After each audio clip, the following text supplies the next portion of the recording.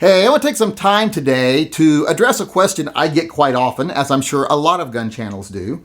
I get emails from people all the time saying something like, I've got $100 and I want to give it to a pro-gun organization. Which pro-gun organization should I give it to? Well, first off, I want to say there's lots of pro-gun organizations out there that are worthy of your money. There's GOA, there's NAGR, and that an acronym makes me nervous every time I say it. But there's too many for me to mention. But there are lots of good pro-gun organizations out there. Now, one thing I always say to people is, what about local? Do you not have a state organization you can give it to? That way the money stays local, fights your battles. And if you don't have any battles locally, they can send that money elsewhere to help them. So I always say, stay local. But what I usually say when someone says to me something like, I've got $100, which gun organization should I give it to? The best answer I can give you is you should take, out of that $100, take 40 of it, donate that to a local no-kill animal shelter. Take another 40 of it, donate that to a food pantry. And then take 20 of it and put some gas in your fucking car. And the next time you have a city council meeting, a town hall, anything like that, show up. Be a voice for the Second Amendment. Ask to speak. Be there. Be seen. Be heard. The next time your local Congress, your state Congress is hearing anti-gun rulings or anti-gun bills, show up. Be a face for the Second Amendment. Let them know we're here and we're watching you. That's far more valuable than any pro-gun organization. If they know that people are out there that are actually watching them and they're actually caring enough to show up, for every person that cares enough to show up, that's worth 1,000 people who donate to any gun group, if not 10,000. Because they don't ever know where the money comes from. Gun groups can get money from all over the place. The NRA didn't get most of its money from members. So you never know with a gun group. You're just supporting special interests a lot of the time. So I always say, do that. And then be actually active. That's far more important than donating to gun groups. The problem with a lot of gun groups, and I'm not going to say this is true of all of them yet, but I think it's a potential for every one of them. Once you choose a centralized point and you start throwing all your money and everyone else starts throwing their money at that centralized point, well, that little centralized point decides that they like all that money coming in. So they become less interested in winning the battle than they are prolonging the battle.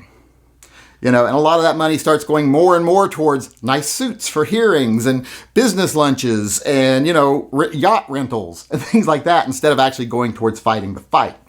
And I think it'd be, like I said, much more valuable if instead of having a lobbyist who shows up and talks in a senator's ear during an expensive lunch, if we had 10,000 people standing outside the Capitol in D.C., which would be more impressive, do you think?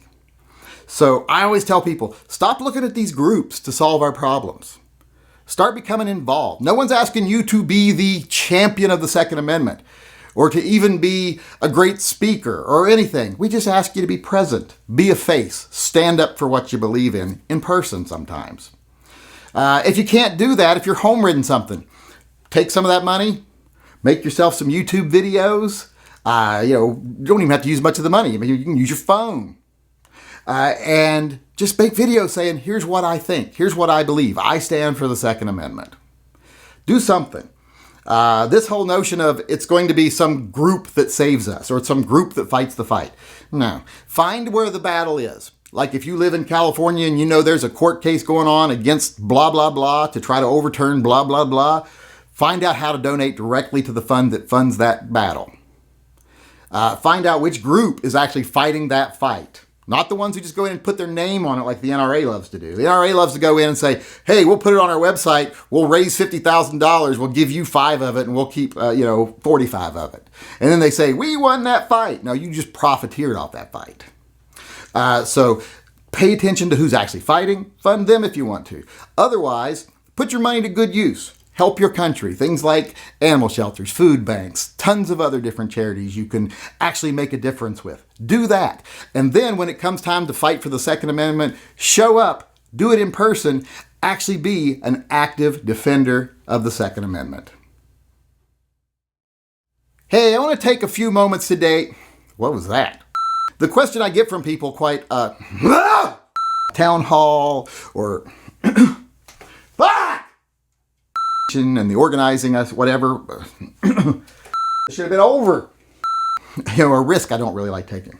So, question that I get quite often. to a gun organization. Fuck! God damn! Do I speak fucking English? Hey, this is the Yankee Marshal just reminding everyone out there that if you disagree with anything I say in any one of my videos, be it something political or tactical, I am going to give you the opportunity to come talk to me face to face instead of just having to put stuff in comment sections where someone might not even read them. You can come in one of my live chats and tell me off in person. You just have to send an email to shootingleftofcenter@gmail.com, and in the subject line of that video put slap the yank, and then I will get back with you and set up a time where you can come in one of the live chats and tell me off face to face.